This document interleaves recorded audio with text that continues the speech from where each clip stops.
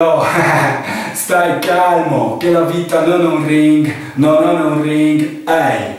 Sono confessioni di un artista come Philip K. Dick. Su questo trono, anche se sono povero, io mi sento già un king, my shit. Non la metti in barattoli come fece Piero Manzoni. E come Jung qua, sono ricordi, sogni e riflessioni. Tu usi una sigaretta per aerare i polmoni. Io apro la finestra in queste situazioni. C'è chi arriva con un libro qua dentro, oppure con un fumetto. Io invece leggo l'etichetta dello shampoo, tanto fa lo stesso effetto. Poi fisso le mattonelle, le conto, sono belle ma sono sempre le stesse, quindi procedo cancellando qualche sms, guardo la data, se ho una data, perché in questo posto riorganizzo tutta la giornata. Oh, da piccolo avevo una sorta di svarione, pensavo che potesse salire un ratto dallo sciacquone, ma mica è un cazzo di salmone.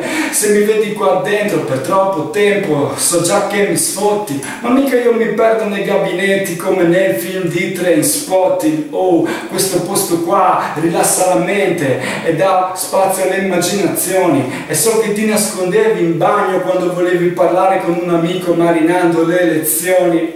Questo è il mio ufficio, come Fonzi in Happy Days. Tu non credi che sia arte? Guarda che Paul McCartney ha scritto qua Yesterday. Bene, a stare bene, a stare bene.